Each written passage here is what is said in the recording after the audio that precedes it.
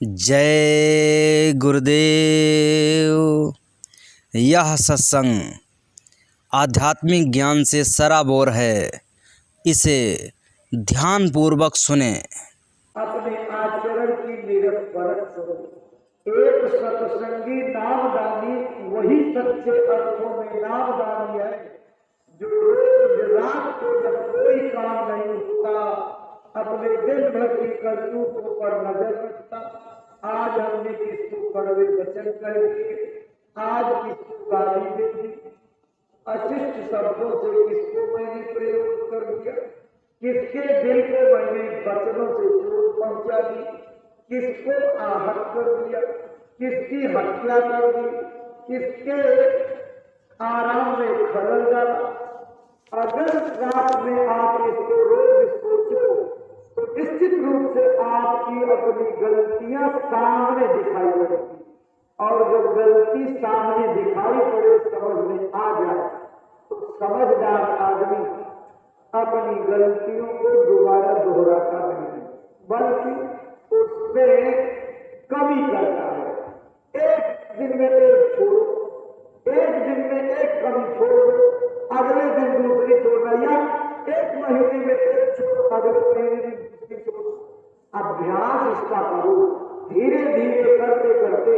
देखो गुरु महाराज ने अपनी कर्म भूमि मथुरा में और जन्मभूमि खितौरा धाम जिला की जावा में, ये दोनों दुनिया के अजीबो गरीब रहस्यमयी महाविचित्र मंदिर बनवाया। इन मंदिरों की स्थापना क्यों की?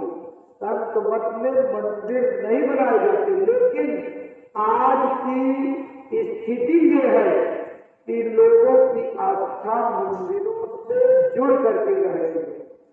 उस चीज को पकड़ा करके अध्यात्मवाद की सच्ची नजर पर बनाने के लिए ऐसे स्थानों को बनाना पड़ा।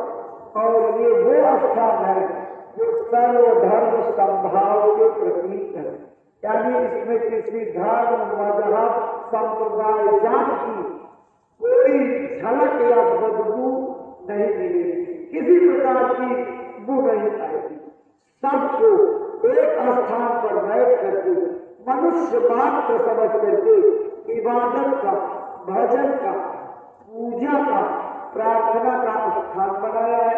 और इन स्थानों को बनाने के साथ ये वचनबद्ध कर दिया कि इन जगहों पर आकर के जो अपनी एक बुराई को त्यागेगा या संकल्प लेगा बुराई त्यागने की, मंदिर के जागृत देवता यहाँ भी वहां भी एक बुराई के बदले आपकी एक मनोकामना पूरी कर देंगे।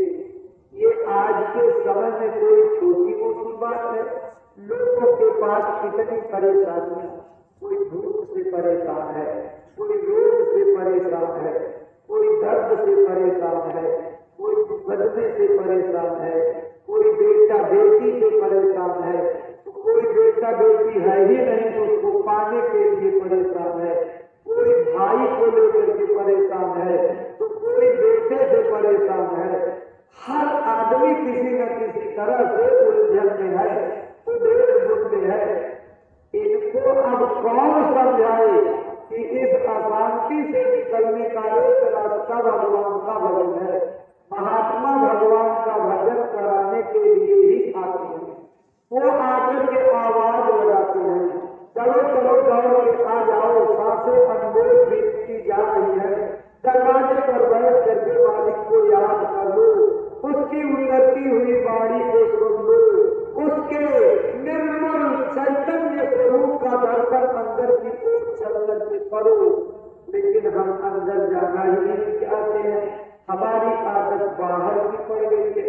अगर कोई गज की पेड़ में मिलेगा, पत्थर में मिलेगा, नदी नाले में मिलेगा, और किसी जगह पर मिलेगा, पूरी धाम में मिलेगा, मठ संप्रदाय में मिलेगा, इस पर आदमी जल्दी से विश्वास कर लेगा। लेकिन जिन महात्माओं ने पुरियों की खाक छानी, मठों, मंदिरों और तीर्थों की खाक छान करके उसका रिजल्ट यानी परिणाम बताया, आप उन परिणामों की ओर जाते नहीं। उन्होंने सब कुछ करके देख लिया, लेकिन जब भगवान के भजन का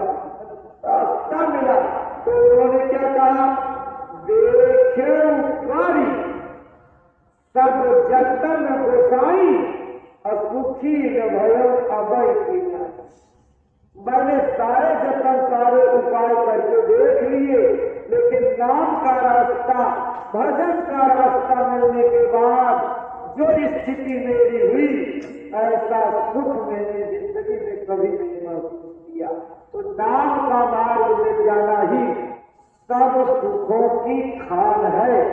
संत मिलन सम सुख कछ नाही, संतों के मिलन के बराबर दूसरा कोई सुख नहीं है। और संत मिल जाए अपना सौभाग्य समझना चाहिए और अपनी जीवात्मा को जगाने के लिए रात दिन कोशिश करके काम बना लेना चाहिए, क्योंकि ये रास्ता सबको नहीं मिलता, ये सबके भाग्य में नहीं है। जिनके बहुत ऊंचे नसीब हुआ करते हैं उनको महात्मा खींच करके पकड़ते हैं और नाम की दौलत बख्शीश करते हैं। ये तो गुरु महाराज के आने पर रास्ता इतना आसान हो गया। पहले महात्माओं ने बड़ी कसौटी की। कबीर साहब जैसे महात्मा जब आए तो 8-8 घंटे एक आसन पर बैठा कर इम्तिहान लेते थे। जो 8 घंटे बैठ करके हिस्सा डुलता नहीं था उसी को नाम दान देते थे। पीछे और महात्मा आए, कोई गुरु रेखा देख करके देखने लगे, कोई उसके अंतिम संस्कारों को देखने लगे कि अंदर में कितने धाम जाने का इनके अंदर संस्कार है। ठोक बजा करके तब रास्ता देते थे।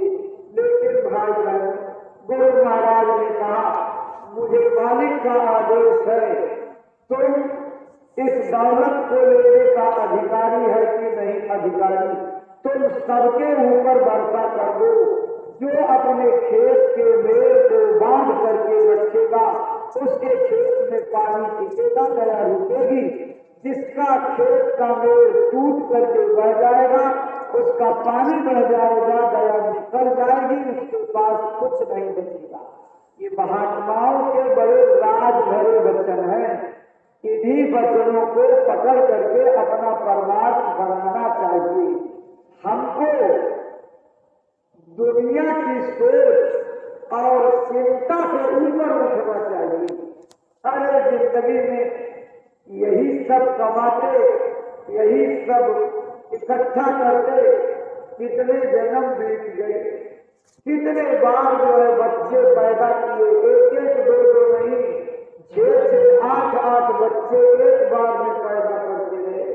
और कीट की योनियों में तो एक बार में 6 लाख जो है बच्चों के पैदा होने का जो है इतिहास मिलता है। इतने बच्चे पैदा किए। जब इतने बच्चों को पैदा करने के बाद अभी तक सुख नहीं मिला तो क्या आगे सुख मिलेगा? किस गफलत में भटक रहे हो? मत भटको। इस संसार के कर्मों का चुकता करो, इसको नहीं मना किया जाता।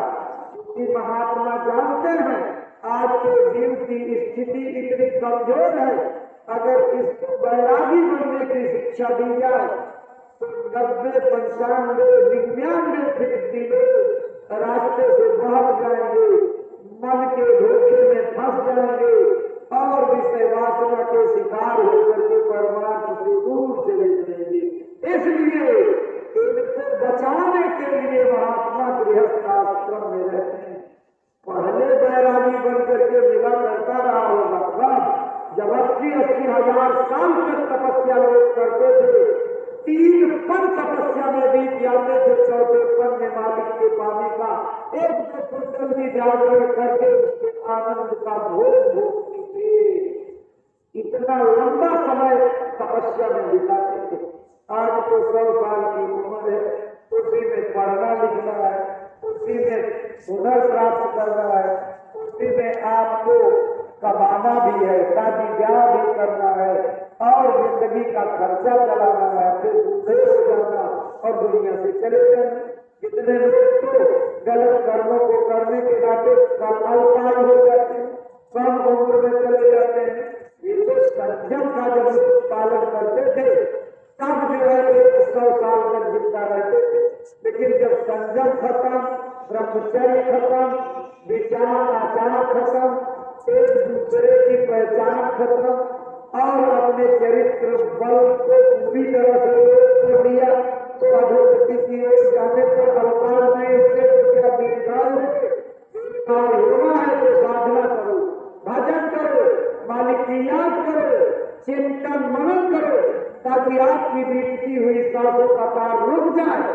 जब सांसें रुक जाएगी तब लंबी उम्र होगी।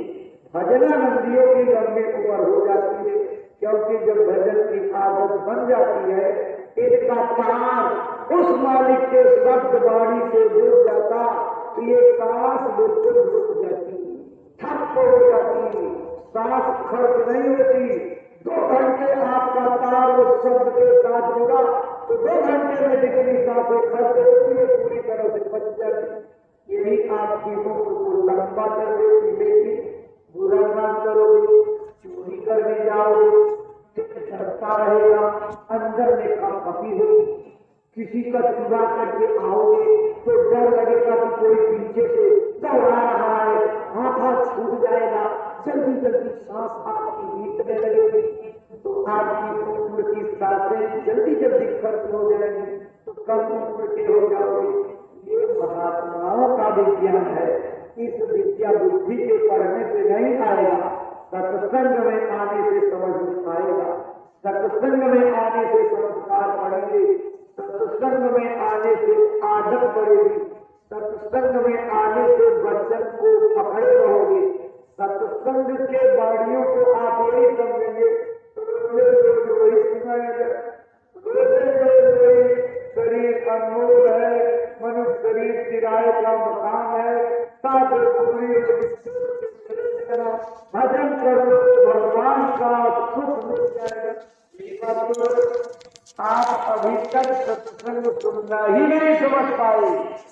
महापुरुष का एक शब्द बड़ा रहस्यमय होता है। एक जबान बोलते हैं, लाखों और करोड़ों लोग बैठे हैं तो महात्माओं के वचनों का लाख अर्थ होता है।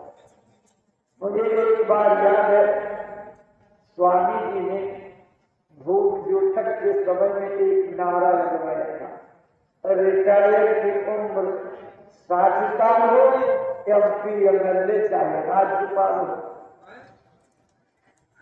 एक बहुत मजे मजाए सत्संगी लोग उनको साधक समझते थे। ये बड़े भजनानंदी आए और स्वामी जी के सामने ऐसा दिखे, वो दृश्य मेरे आंखों के आगे आज भी नाचता है तो समझ में आता है कि लोग इतनी ऊंची गति के बनने के बाद भी कैसे गुरु की मर्यादा तोड़ देते हैं। कहते स्वामी जी आपने ये नारा लगा करके बहुत समझ कर दिया। ये नारा कोई भजन का नारा है, ये नारा कोई संतमत की साधना का। आप पूरे राजनीतिक नारे को लाकर के भजन के मार्ग में उतार दिए। आपने मर्यादा ही मतलब जो कुछ कहना था स्वामी जी सब सुनते थे। सुनने के बाद स्वामी जी चुप रहे। फिर कुछ देर के बाद बोले, अरे बच्चा, महात्मा की बोली इतनी जल्दी समझ में नहीं आती। मेरी पीठ पर कोई टना रहे, 40 साल टना रहे तो भी नहीं समझ सकता कि मैं क्या कहने वाला हूं। 24 वर्ष रहे साध की टोली, तब समझे एक छिछोली, वो भी बोली नहीं, हर फन मौला से निकाली गई बात एक छिछोली समझ सकता है। 40 साल तक लड़ते रहो लेकिन नहीं समझ सकते। स्वामी जी ने फरमाया, अरे बच्चा, समझदारी की बात है। अगर तुम अपने शीशे से देखो तो इसमें भजन की बात छिपी हुई है। कहते हैं रिटायर की उम्र 60 साल हो, MP MLA चाहे राज्यपाल हो। अरे बच्चा, भजन करने की उम्र 60 साल है। 60 साल में जैसे दुनिया काम से रिटायर कर दी जाती ऐसे तुम भी रिटायर कर दिए जाओगे। 60 साल में जब तुम्हारे शरीर में ताकत नहीं रहेगी, बल पौरुष घट जाएगा, दांत से रोटी नहीं कटेगी, आंख से दिखाई नहीं पड़ेगा, पैर चल नहीं पाएंगे, लकड़ी बैसाखी का सहारा लेकर के चलोगे तो भजन क्या करोगे? भजन करना है तो 60 साल की पहले करो। बात तो समझने की है। कहने का मतलब कि महात्मा की बात को अगर अपने ऊपर उतार करके ले जाए तो कभी महात्मा की बात में कोई शंका संदेह नहीं हो सकता। लेकिन हम क्या समझ लेते हैं कि दूसरे के लिए कहीं कहीं बात है, मेरे लिए कहाँ कहीं। यही सबसे बड़ी अज्ञानता है। महात्मा जो बात बोलते हैं सबके लिए लागू होती है और सबको अपने लिए समझना चाहिए। यह बात मेरे लिए कही जा रही है तो किसी बात में अनर्गल बात समझने में नहीं आएगी, अर्थ सार्थक हो जाएगा और आप भटकाव से बच जाओगे। महात्माओं की वाणी को समझना इतना सरल नहीं है। कहा गया है कि पढ़ लिख करके विद्या प्राप्त कर लेना, खूब धन प्राप्त कर लेना, खूब जो है कमाई करके धन इकट्ठा कर लेना, ये बड़ी सरल बात है। पढ़ना लिखना चातुरी यह तो बात सहल, लेकिन कठिन काम क्या है? काम दहन मन बस करण गलत चरण। काम का दहन यानी इच्छा। काम माने कोई ऐसी चीज है जिसको शंकर जी ने जो भस्म कर दिया, वो तो एक प्रतीकात्मक रूप से आपको बताया जाता है। काम काम सबको ही कहा, काम न जाने कोई, जेतिक मन की कल्पना काम कहा। ये मन की कल्पनाओं और वासनाओं को, कामनाओं को, अपनी इच्छाओं को पार करके जो भजन करता है वही अपनी परमात्मा को बना। इसलिए काम को दहन करना, जलाना, इच्छाओं को भस्म कर देना, मन बस करना, अपने मन को बस में करना, जीत लेना, ये दूसरा गुण। और तीसरा गर्दन चढ़ा, जीते भी आसमान मंडल की चढ़ाई करने लगना, ये सबसे बड़ा गुण है। इससे बड़ी योग्यता और कोई नहीं है। अगर आपको अपनी दुनिया में कुछ पाना है तो इन 3 कामों को करने की जो है प्रतिज्ञा करो। हम इच्छाओं को मार डालेंगे, हम मन को जीत लेंगे और हम जीते भी आसमान पर चढ़, तब तो ब्रह्मांडों में आपका नाम गूंजेगा। बाकी इस संसार में किसका इतिहास बना? बड़े चक्रवर्ती हुए, बड़े राजे महाराजे हुए, इलाके में उनकी भीख चलती थी, सारी दुनिया का धन पैसों में इकट्ठा करके इतना इकट्ठा किया कि उनको पता ही नहीं कितना अपूर्व धन हमारे पास है। कितने राजा भी नजदीक में हुए जिनके राज खजानों को 40-40 दिन तक ट्रकों से धोया जाता था, लेकिन उन राजाओं की क्या गति है मालूम? लोगों को सता करके इकट्ठे किए धन के नाते नरकों में आज भी बात कर रही, चीख रहे, चिल्ला रहे हैं, क्योंकि तप के चूके राज मिलत है और राज के चूके नरका। अगर तपस्या से आदमी गिर जाए तो राजा बन जाएगा, और अगर राज करने में गलती हो जाए तो नरक जाना पड़ता है। तो बड़े बड़े राजा महाराजा तपस्या के नाते राजा हुए, स्वर्ग से धकेल दिए गए, राजा बना दिए गए, वैकुंठ से धकेल दिए गए, राजा बन गए। लेकिन राजा बनने के बाद गलतियां की और गलतियां करने के नाते जो है अधोगति में चले गए। अब बीमार खा रहे, चले युग जमाने कल्पों तक मार पड़ेगी। गलतियां करके क्यों नरकगामी हो गए? मत गलतियां करो, अपने को बचाओ गलतियों से, मालिक से प्रार्थना करो, मालिक मेरे ऊपर दया करो। हम संसार की लालच में आकर किसी भटकाव के मार्ग पर न चले जाए, किसी असहयोग के मार्ग पर न चले जाए, गुरु के बढ़ते हुए मिशन के लिए दान धप्पा बन करके न रह जाए। ये सबको सोचना चाहिए। किसी एक व्यक्ति का ये काम नहीं है, ये आवाम का, जनता का काम है। वक्त आ रहा है, सारी दुनिया अपने कल्याण के लिए जो महाराज की इस जन्मभूमि पर और मथुरा की कर्म भूमि पर जुटेगी।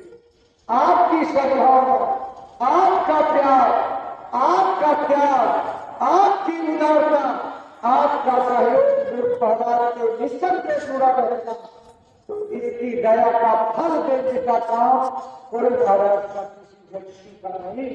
आप अपने गुरु महाराज का भरोसा रखो, अपने गुरु महाराज का विश्वास रखो, तो सब कुछ देख रहे हैं और सही समय पर सही फैसला करेंगे। थोड़ा धीरज रखने की जरूरत है। इसलिए प्रेमी भाई बहनों, मन में कोई शंका का भाव पैदा न हो, क्योंकि शंका विनाश की ओर ले जाती है। कृष्ण के साथ रहने वाला अर्जुन उनके ऊपर शंका कर लिया। कृष्ण के साथ उठते बैठते सोते जागते ऊँटों को शंका हो गई। साथ रहने वाले नरक चले गए, आज भी पश्चाताप कर रहे हैं। अगर आप शंका करोगे तो न जाने कहाँ चले जाओ। कृष्ण समीपी पांडवा गरे हिमारे जाए और कृष्ण दरस मुक्ति मिले तो गलते देखा। अगर भगवान त्रिलोकीनाथ के अवतार का दर्शन करके तर जाते तो उत्तराखंड में बर्फ की ग्लेशियर नदी में जा करके गल करके अपने कर्मों का पापों का प्रायश्चित क्यों करना पड़ता। हे भाई बहनों, पांडव चारों नर्क को गए युधिष्ठिर धाम, मित्र प्रीति भगवान की आई कौमिका। अपनी आंख खोल करके देखने वाले महात्माओं ने इस इतिहास को बताया है। चले गए नर्क, बताओ किस काम आई है। इसलिए परमात्मा की भक्ति करना है तो गुरु की भक्ति करो, गुरु के वचनों का पालन करो, गुरु की सेवा में तन मन और इसकी सांसों को लगा दो। यही जीवन का इतिहास बनेगा, यही सार्थक परिणाम लाएगा। बाकी मैंने आपको इशारे में बता दिया, ये दया का समुद्र है। इस दया के समुद्र में गंदगी खत्म नहीं होती। एक न एक दिन गंदगी लहरों से थपेड़ा खा करके किनारे हो जाती, फिर उसका कोई अस्तित्व नहीं रह जाता। बूंद की बूंद का तब तक है जब तक वो सागर में है, लेकिन अगर सागर से बूंद को अलग कर दिया जाए तो बूंद की बूंदता ही खत्म हो जाएगी। इसलिए सागर के साथ लहराती हुई भावनाएं अपनी शुद्ध रखो, प्यार शुद्ध रखो, अपनी भावना सहयोग की शुद्ध रखो। गुरु के काम में किसी भी प्रकार की मन में खोट, किसी प्रकार की मन में अभाव आने न पावे। अगर अभाव आ गया तो आपके परमार्थ के लिए घाटे का सौदा होगा। समझदार हो, सारा बहुत काफी है। ये सब प्रेमियों के लिए कहा जा रहा है। हर प्रेमी को अपना रोज काम लगाना चाहिए।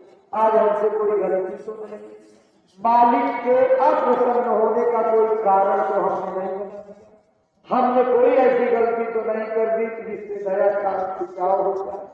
दया मिलना तो बड़ी सरल बात है, लेकिन संभाल करके रखना बड़ी मुश्किल होती। इसलिए दया की मांग करो, दया पाओ, लेकिन दया पाने के बाद उसको संभाल करके रखना, सहेज करके रखना, दया की इज्जत करना, दया का आदर करना, दया का सम्मान करना, दया का गुणगान गाना और दया पर फिदा करके रहना।